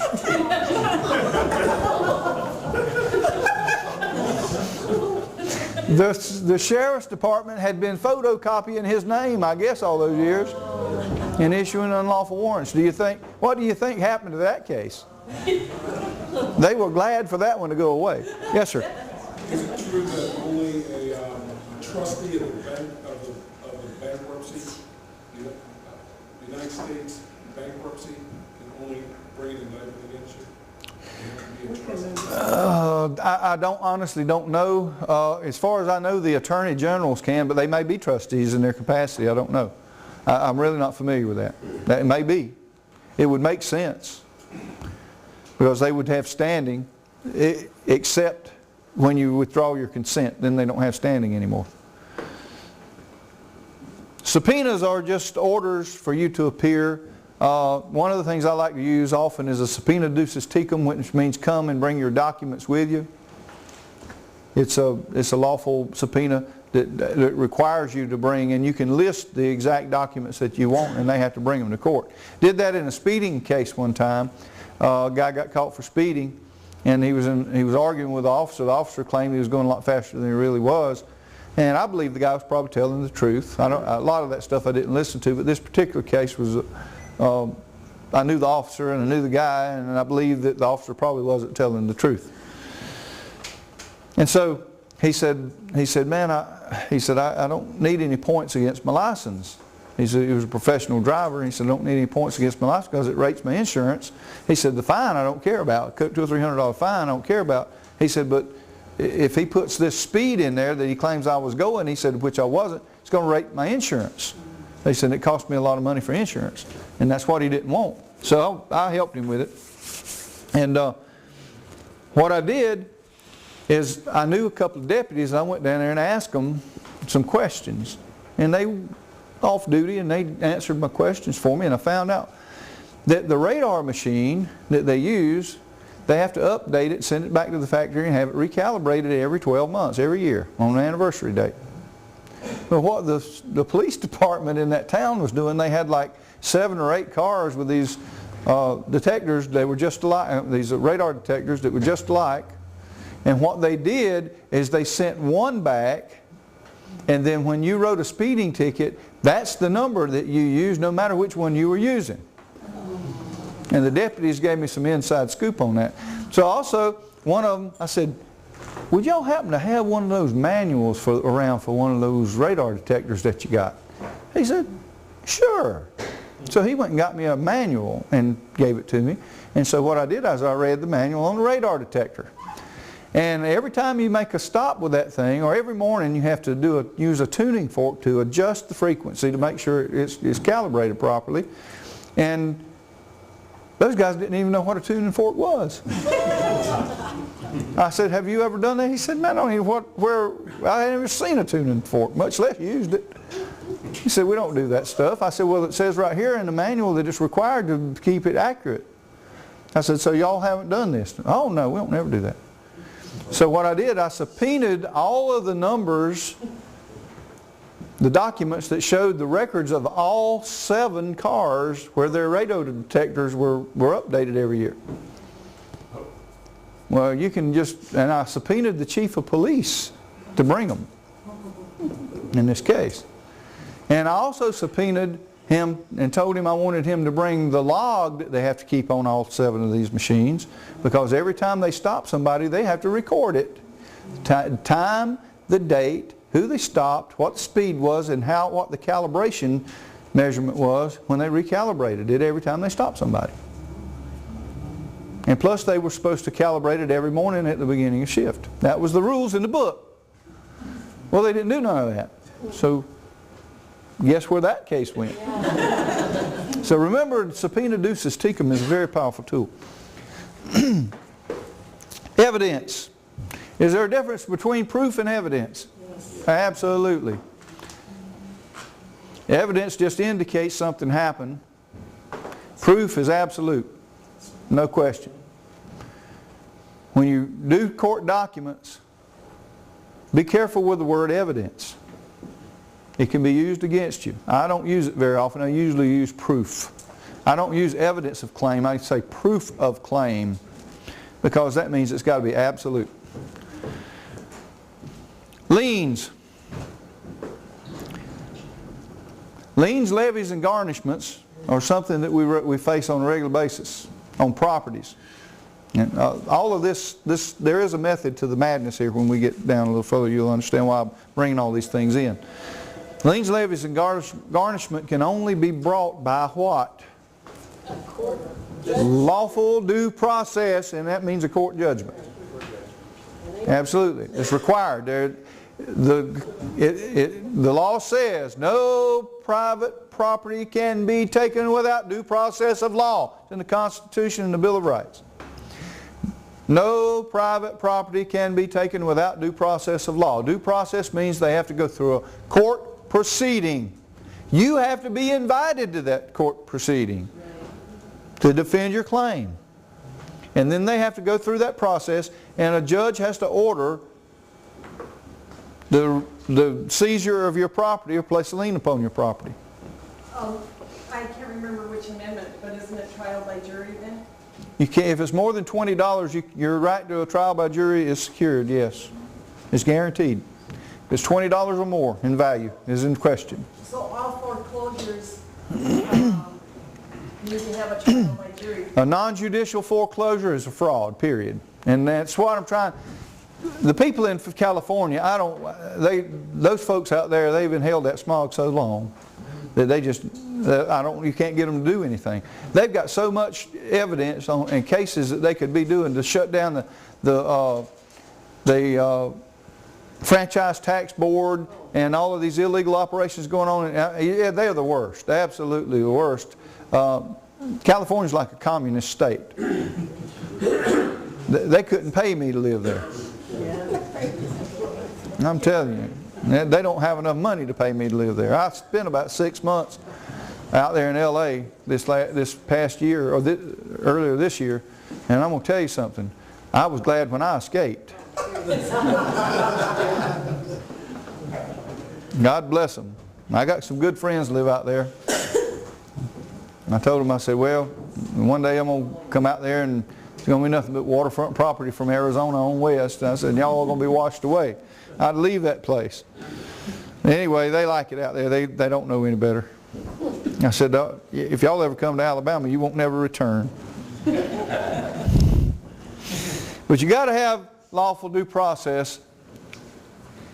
And the courts are good at trapping you into agreeing to things. So be careful. Don't make agreements with the courts. You got to be careful. Don't sign anything for a court. Signing anything is going to automatically put you in their traps. So don't sign anything. I don't sign anything for it. Rule of law. This is a maxim of law. How do you know when a judge or an attorney is lying? Right. They're moving expected.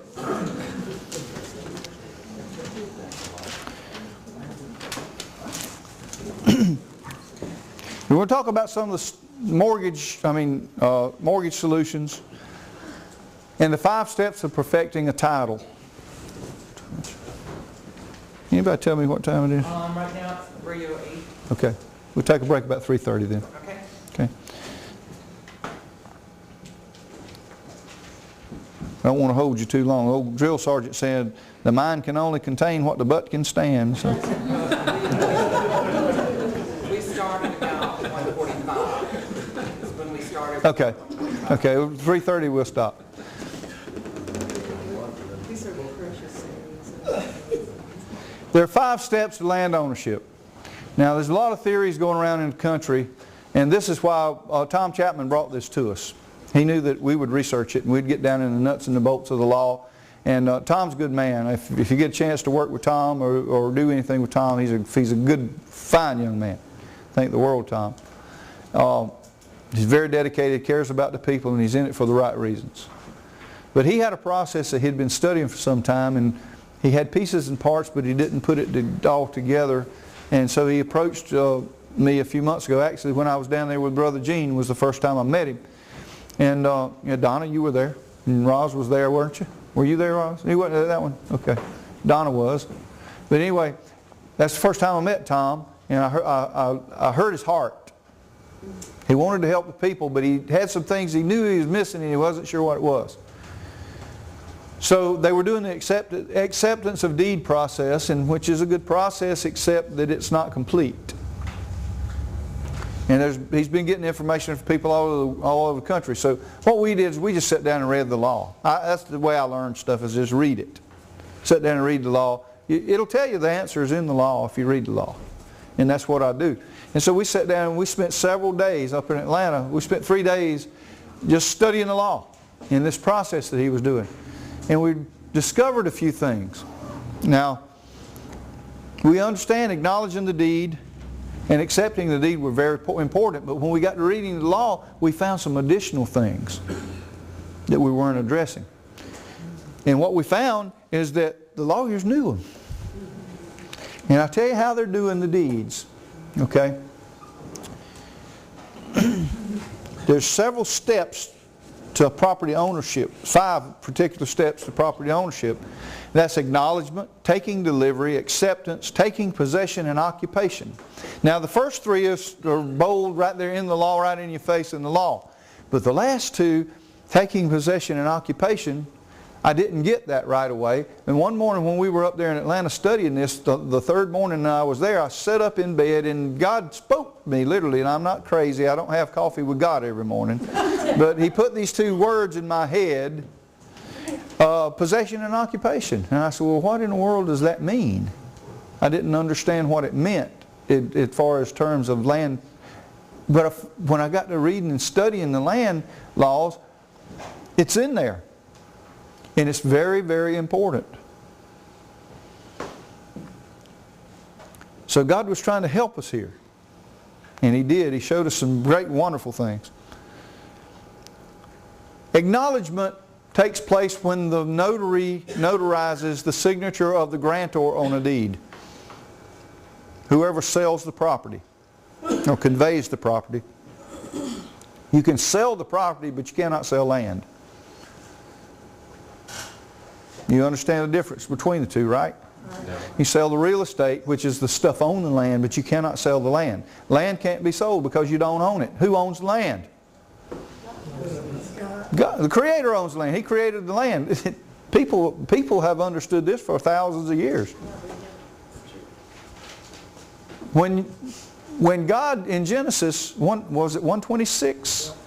He said He gave us dominion over the earth. He didn't say He gave us ownership of the earth. He said He gave us dominion over the earth. Now, I think He's probably the highest authority there is. I wouldn't want to argue with Him.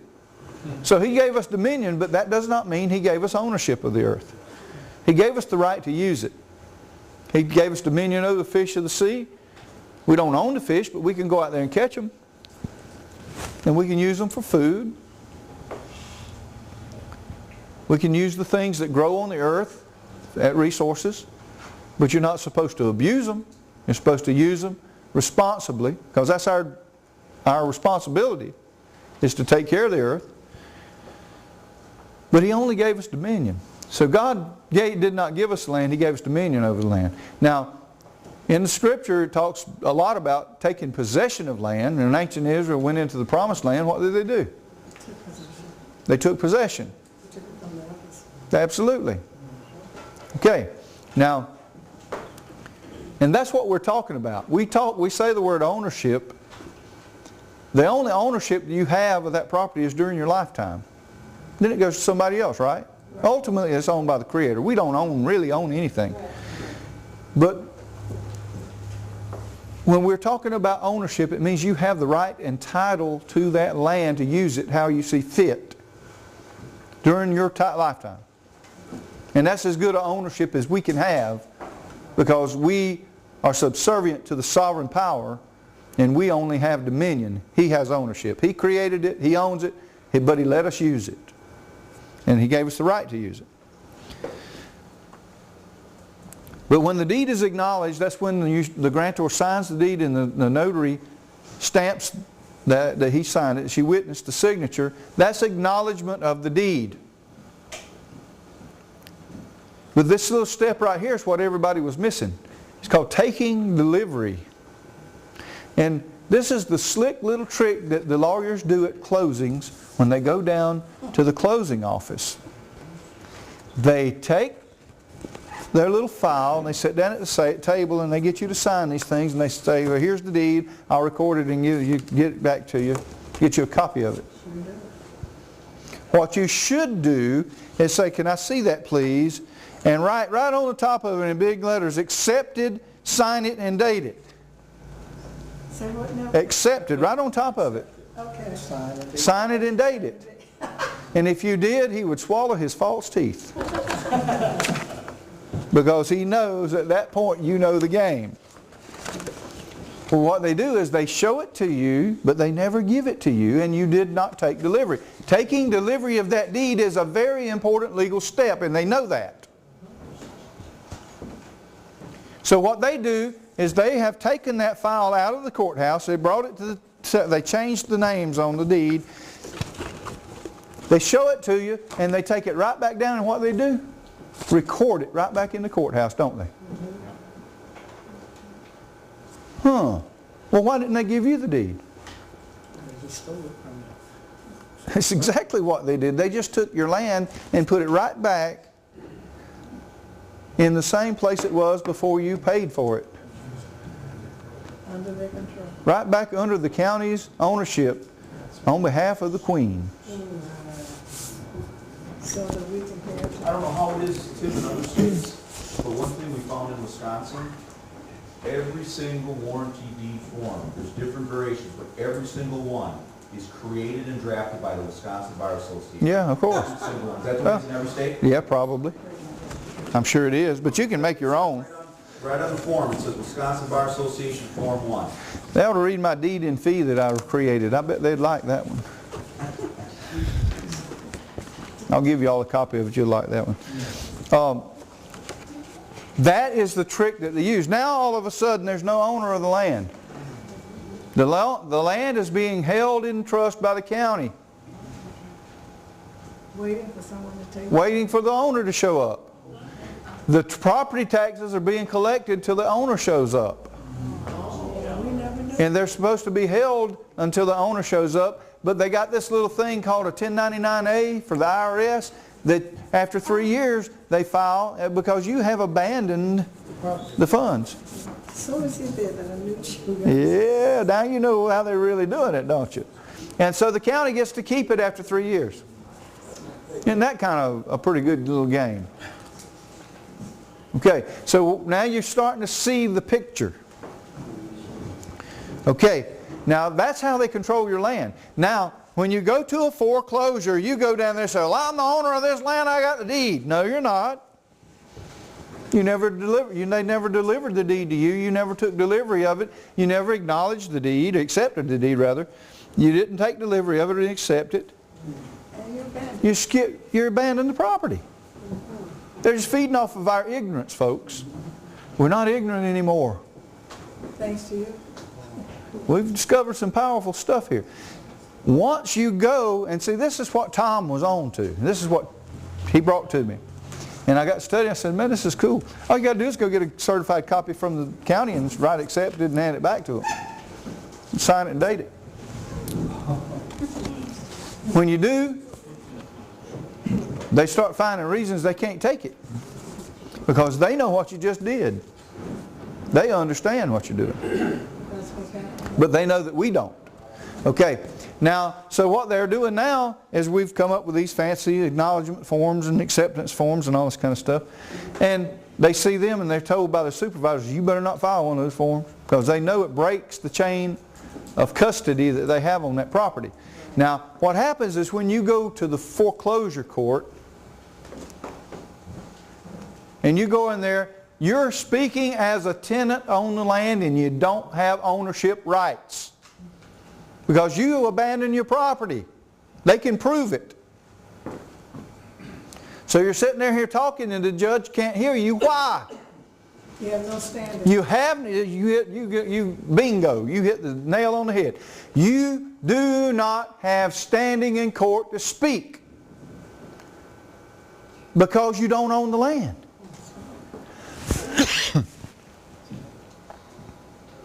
You've got to understand that you have got to take delivery of that deed, and you've got to accept that deed, and then you have to take possession of the land and occupy the land.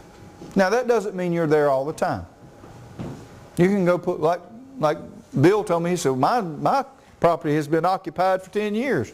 He said, I got a cow on it. I said, that's exactly right. That's true. It's his cow. Can you have a tenant on it? A renter? Yes, you can. He's got a point there, a legal point. He's got a cow on his land. He is occupying his land, even though he's not there. That cow is occupying his land, and it's his cow. You put an old junk car in If you've got a piece of property, you're occupying land. So this is what people have got to understand. Now, if you go back and read in the Scripture, Jeremiah is one of the instances how they did land. They would go out and they would check the land, what they called the ancient landmarks. They would take possession. That was called taking possession. They would go walk the land and check to see that the corner markers were still on the land. Because unfortunately, the Israelites were bad about moving them. They still are today, aren't they? That hasn't changed much. Yes, sir. I have a question. Yes, sir. Now, 4 parcels of land. Yes. Realty acceptance documents. Mm-hmm. 3 signatures, have notarized. Took the notary down to the clerk of the court. Mm-hmm. That's presented everything with a certified copy of the deeds to the recorder of deeds. Would not accept it. Yeah, I know. Would not record it. I know. We got that figured out too, though. We know they won't accept your documents to try to take possession because then they lose control. Okay, so what the judge is doing, you don't have standing. You're sitting there as a tenant claiming to be an owner. He don't believe you. You have no credibility or standing in his court. The judge is not violating the law one bit, folks. He's doing exactly what he's supposed to do. Yes, sir. The bank don't have standing either. You will get to that too. But that's a very good point. You have neither client has standing in this case. So the judge is sitting here. So what happens? Somebody, the trustee, who is the trustee? It's whoever you gave it to, is the trustee, appoints the judge to handle this case, to step in your stead, because the owner didn't show up. So now the trustee has a standing, and he appoints the person. He appoints the judge to decide the case. And he knows you're going to come in there with no standing. And you don't have standing. And the judge, I know y'all say these judges are evil and wicked, but and what they're doing is not right. But what they're doing is exactly what they're supposed to do. And it's proper. The way they set it up. And an evil system. It's an evil system, that's true. But they are not breaking any laws. They're absolutely going exactly by the book what they're supposed to do. You just have to understand what they're doing and understand why they're doing it, and then you can do something about it. That's right. So what we decided, well, this is a pretty simple fix.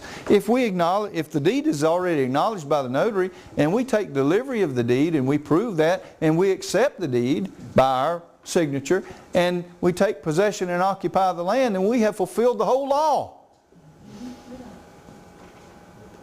But there's another twist to this. A deed is not ownership.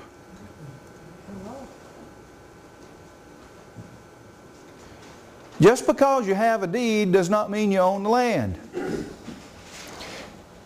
A deed goes back to ancient English or European common law. A deed was issued for what is known as a fiefdom. A fiefdom is like a mini kingdom that was given to a baron or a landholder, a duke and an earl, whatever their title they wanted to give them. They held royal titles and held lands. That's what a deed was issued for, what they called a fiefdom. That's where the word deed came from. Now when you had a deed, you could hold that land as long as you met the terms and conditions of the sovereign, the ruler. But if you quit holding up to the conditions that he agreed to, or that you agreed to, and you violated those conditions, the sovereign could come down and kick you off your land and take it. Couldn't the sovereign change the rules? They did all the time. A lot of the times the kings in England were real bad about changing the rules. That's the reason we ended up with the Magna Carta because they took the guy and put him to the sword and said, you're either going to sign and agree with it or we're going to take your head off. I don't think that was a valid contract. But it worked. Isn't that just like the IRS thing, that you can opt out but will arrest you? Yep, it's exactly the same. The law has not changed in thousands of years. It works the same way. We're still in the Robin Hood system that we used to be. So Hasn't changed a bit. When they do that, we can shoot them? Oh boy. That's another class. No, do not shoot anybody. We use the law. We use the law. What happens, folks, is there all of a sudden is a transformation in the courtroom when you understand and you start applying the rules. Judges follow the rules. They know that you don't know the rules. You're learning the rules right now. And what I'm telling you works. I'm telling you it absolutely will work. It's been done several times and it works. You've got to understand. Yes, Brother Ron? Please. Thing on that property situation, one of the most important things of all is check to find out if the judge has a vacant office. Because I found in my properties, it was a vacant office. A vacant office, a judge was? Yep, under Colorado law, it was Title 12, 8, 9, and 10. And the gentleman recorded it, therefore his office would be vacant by the Constitution. Yeah, and that's quite often you'll find that. That's probably a good thing to check. I don't know what your thoughts are on this, Tim, but what I'm finding in Wisconsin, the circuit court level, in the oath of office, it used to say that they're the judge. They take the oath as the judge. Now it says in that line, they fill in that blank line, and it says Circuit Court Branch 1. It doesn't even say judge. That they're saying that they're the court. Right. Well, that's a play on words. They're not the court. I know, but they just started changing that probably in the last 2-3 years. Yeah. Where they removed judge, and now they're putting Circuit Court Branch 1 or whatever branch the judge is. I don't know. It just doesn't make sense, because you're taking the oath as a judge, and now they're saying, it doesn't even mention judge, it says court, branch, whatever. Right. Yeah, they got a lot of tricks. They play word games with us all the time. They change the meaning of the words to keep us confused. They do that all the time. And it works. Works a lot. The problem that you have all boils down to one word that we said was standing. So we've got to learn how to get standing to deal with these foreclosure issues. Well, how do we do that?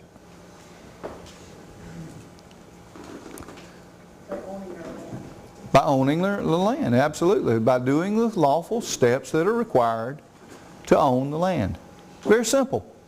Very simple. There's 5 things I just read to you. Acknowledgement, taking delivery, acceptance, taking possession, and occupation. Okay. Now, that's with the first 3 involve your deed. The taking possession goes a little further than that. To take possession, you have to bring your land patent forward. Because only a land patent is true ownership. A land patent is the only true ownership of a piece of property.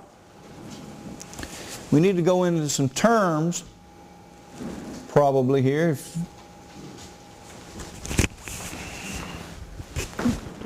Get my glasses on so I can see out past my nose. It's 3:30. Time to take a break then. All right, well, why don't we do that then? Let's take us a little break, get up and stretch, get you some coffee, wake up, whatever.